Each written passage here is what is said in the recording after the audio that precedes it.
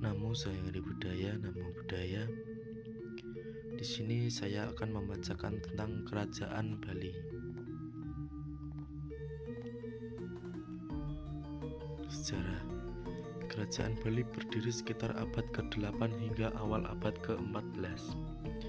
Saat berdiri, Kerajaan Bali berada di bawah kepemimpinan dinasti Warmadewa. Saat itu, agama yang berkembang adalah Buddha. Selang beberapa tahun kemudian, agama Hindu mulai masuk dan banyak dianut warganya. Selanjutnya, raja-raja Kerajaan Bali. Yang pertama itu ada Raja Sri Kesarni Marwadewi. Yang kedua, Ratu Sri Ugasena. Yang ketiga, Tabanendra Marwadewa. Yang keempat, Jaya Singha Marwadewa. Yang kelima, Jaya Sahdu Marwadewa. Yang keenam, Sri Wijaya Mahadewi. Yang ketujuh ada Dharma Udaya Warmadewa maksudnya. Yang kedelapan ada Maraka. Yang kesembilan ada Jaya Sakti. Yang kesepuluh ada Anak Wungsu. Dan yang terakhir ada Bedahulu. Selanjutnya kehidupan kerajaan di Bali. Yang pertama ada kehidupan politik. Di Bali, kehidupan politik di kerajaan-kerajaan tradisional diwarnai oleh keberagam unsur, termasuk aspek kebudayaan, agama, dan adat istiadat. Pusat kekuasaan dalam struktur politik Bali terletak pada raja atau dewa agung yang dipandang sebagai pemimpin spiritual dan politik. Raja memegang kendali atas keputusan politik, administrasi, dan pertahanan. Namun, kekuasaan sebenarnya dapat dibagi dengan dewa penasihat, para bangsawan, atau pemuka adat yang memiliki pengaruh yang signifikan. Sistem politik di Bali juga dipengaruhi oleh kasta, di mana kelompok-kelompok sosial memiliki peran dan tanggung jawab mereka sendiri dalam struktur politik dan masyarakat.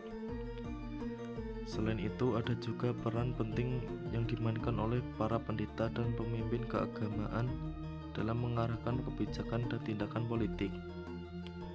Perubahan dan dinamika dalam kehidupan politik Bali sering kali terkait dengan faktor-faktor seperti modernisasi, globalisasi, dan perkembangan ekonomi.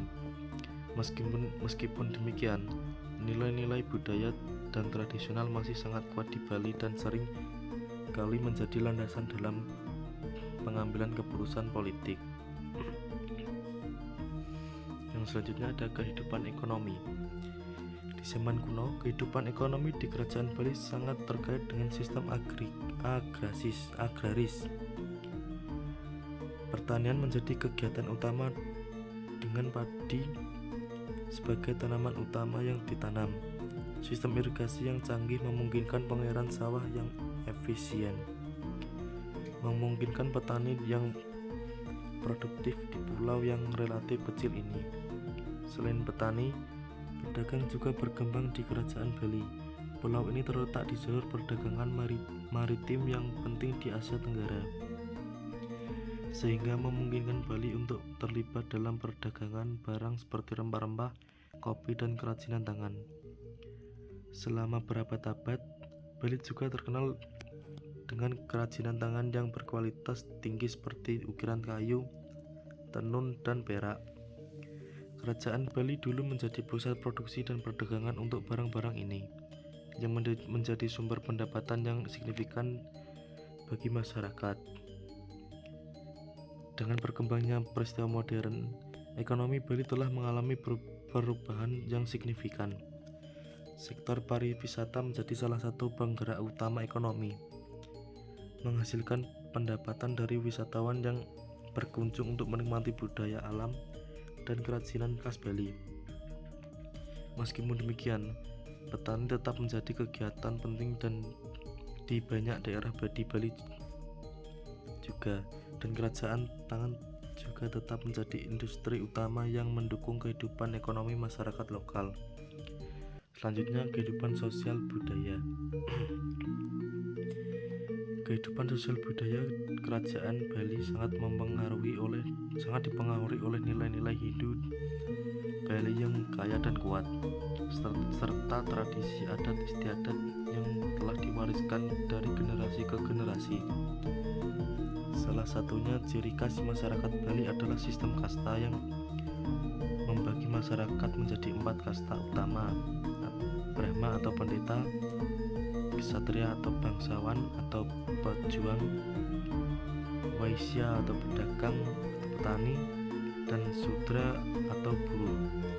Kasta ini mempengaruhi peran sosial dan pekerjaan masing-masing individu dalam masyarakat.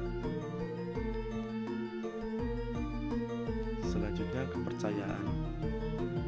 Masyarakat Bali banyak mendapat pengaruh dari kebudayaan India tertentu, terutama Hindu. Sampai sekarang masyarakat Bali masih banyak yang menganut agama Hindu. Namun demikian, agama Hindu yang mereka anut telah bercampur dengan masyarakat asli Bali sebelum Hindu. Masyarakat Bali sebelum Hindu merupakan kelompok masyarakat yang terkait oleh hubungan keluarga dan memuja roh-roh jahat dan roh-roh nenek moyang yang mereka anggap dapat menolong dan melindungi kehidupan keluarga yang masih hidup. Melalui proses sinkretisme ini, lahirlah agama Hindu Bali yang bernama Hindu Dharma. Selanjutnya, kejayaan dan keruntuhan.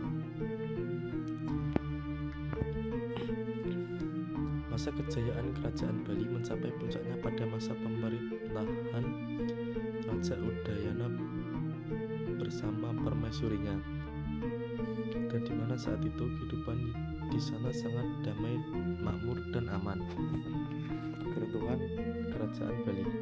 Keruntuhan kerajaan Bali kuno mengalami keruntuhan pada saat penaklukan yang dilakukan oleh Majapahit yang kemudian menjadikan Bali sebagai bagian dari wilayahnya yang dikelola oleh Arya Damar beserta saudara-saudaranya.